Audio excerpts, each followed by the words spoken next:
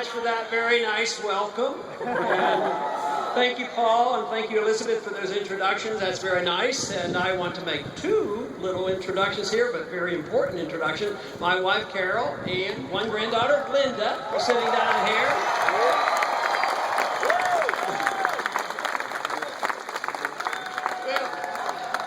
It does look like a lot of people here. You know, sometimes we get thousands of people out. And then sometimes the next day they'll say in the paper, yes, there was a very nice rally on such and such campus. Hundreds of people turned out. So I can see hundreds of people turned out tonight, and it is great.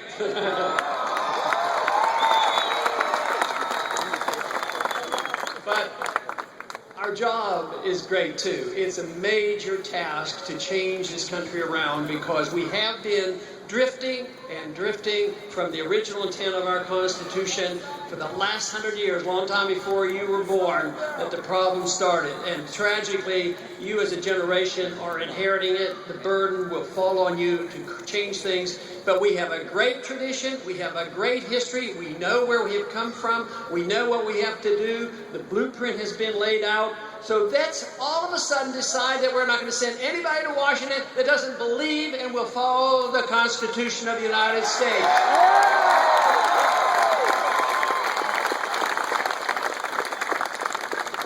You know, in the announcements that Paul gave, he indicated that the First Amendment is very, very important to your campus, and obviously that is the case. Without the First Amendment, it is very difficult for us to get our message out.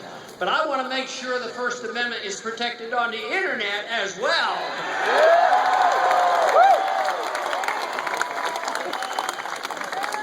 Every once in a while there'll be a court case and there will be some controversial language involved, and the courts are supposed to decide, is it constitutional to say these controversial things? Well, let me tell you, the First Amendment wasn't written so you can talk about the weather.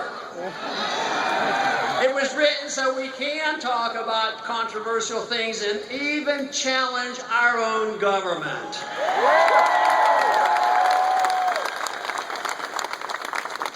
And we live in an age where systematically our civil liberties have been under attack. And this is what we should be concerned about. The answer comes for so many of our problems by just understanding what liberty is all about. And liberty doesn't come because we belong to a group. You don't have liberty because you're a hyphenated American anyway. You have liberty because you have a right to your life, you have a right to your liberty, and you should have a right to keep all the fruits of your labor.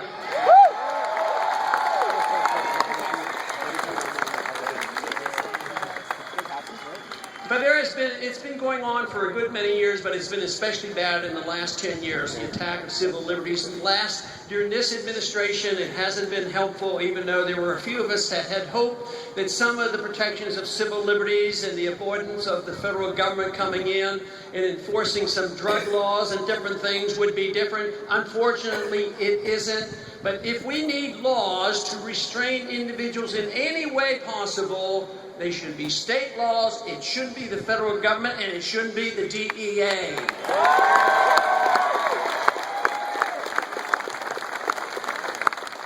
We know about the case of Daniel, one of the students here, of being arrested and thrown into prison and forgotten for 5 days.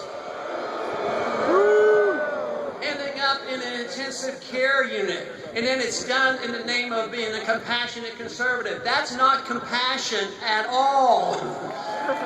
So we need to understand what the real protection of liberty is all about. Now it's indicated that there may be a lawsuit coming out of this, and rightfully so. But it's always difficult when you're abused by a government to sue the government. Sometimes the government protects itself from lawsuits, especially the federal government. So we don't know exactly what will come from that. But I have a suggestion. You know, in a way, there should be justice for an abuse of liberty like this, but in some way should the penalty be placed on the taxpayer? And you question that. Well, not exactly, but who else is going to pay because they were working for the taxpayer? And there's some truth to that. But what I would like to do is make sure that any agent of government that abuses the rights of an individual, they personally are liable and should be sued.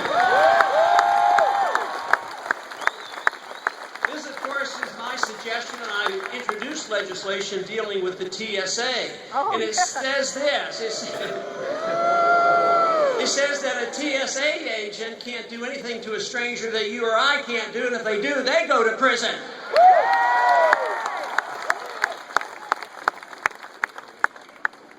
Our government is actually out of control. It's moving in the wrong direction. It believes it has the authority and the moral responsibility to make individuals better people and that they can protect you against yourself.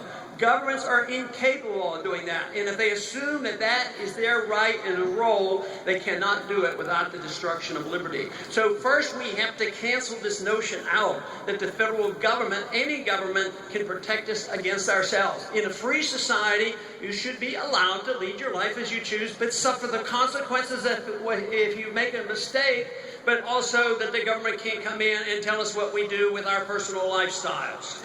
Yeah. In the same sense, the government should be coming in and trying to not only improve individuals in their lifestyle, but trying to improve the economy by forcibly redistributing wealth and passing it on to the special interest groups. That's just as bad. What we should have, of course, is a government that's limited. We should ask the question, what should the role of government be? The founders of this country asked that, and they came down with a pretty precise conclusion. The purpose of a limited government should be for the protection of liberty, and no more complicated than that.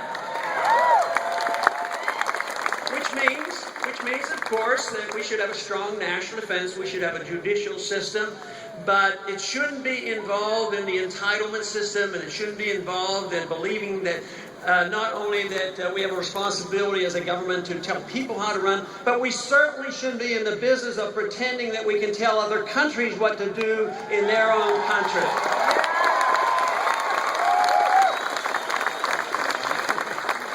You know, there's a recent case in the news today, the young man, Qian, the blind Chinese individual that was being harassed by his own government. His civil liberties obviously sounds like they were abused, and he goes into the American embassy, and now he was released, and it's a diplomatic controversy that is going on.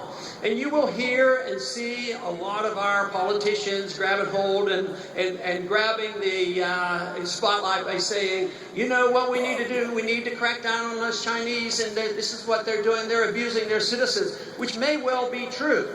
But how much authority do we have, and how much benefit do you think we have in lecturing and changing China? At the same time, what's happening to the civil liberties of individuals here in this country?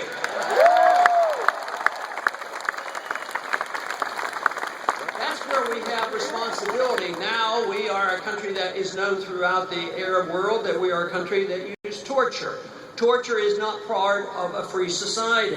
We also have endorsed now for nearly 10 years the concept of preemptive war. That is that we start the wars. That's wrong. The wars in this country are supposed to only be fought with a declaration of war and not preemptively.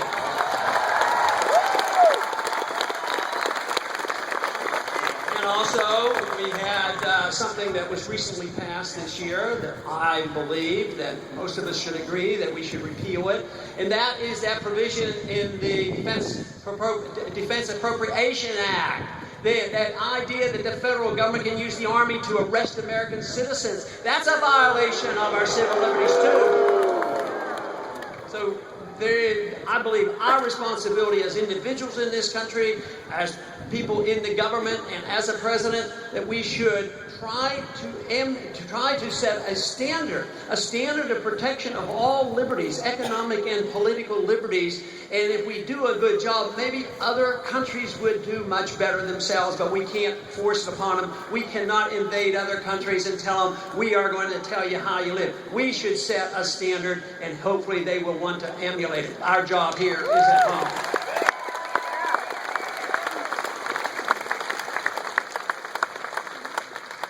But we have a lot of things that we have to change, but the guideline, of course, is our Constitution.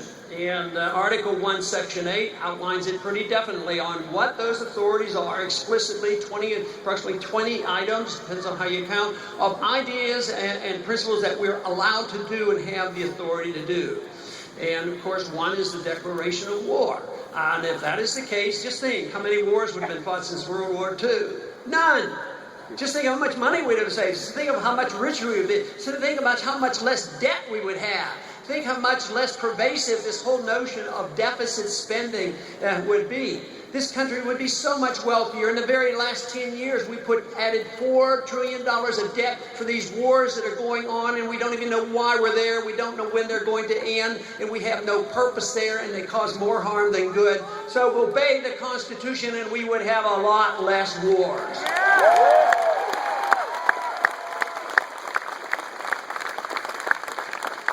Of course, the Constitution is very clear about the monetary issue. The monetary issue is very clearly stated that the Congress has the responsibility of providing a legal tender only silver and gold. No paper money, no central bank, no Federal Reserve System at all.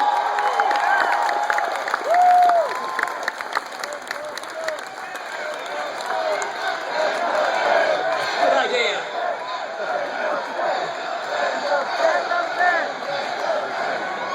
That argument started immediately after the Constitution was written. Jefferson and Hamilton argued about it, and we had a first national bank, and Jefferson got rid of it. And then there was a second national bank, this attempt to have national banking and central banking. And then Andrew Jackson, another gold standard person, got rid of that bank.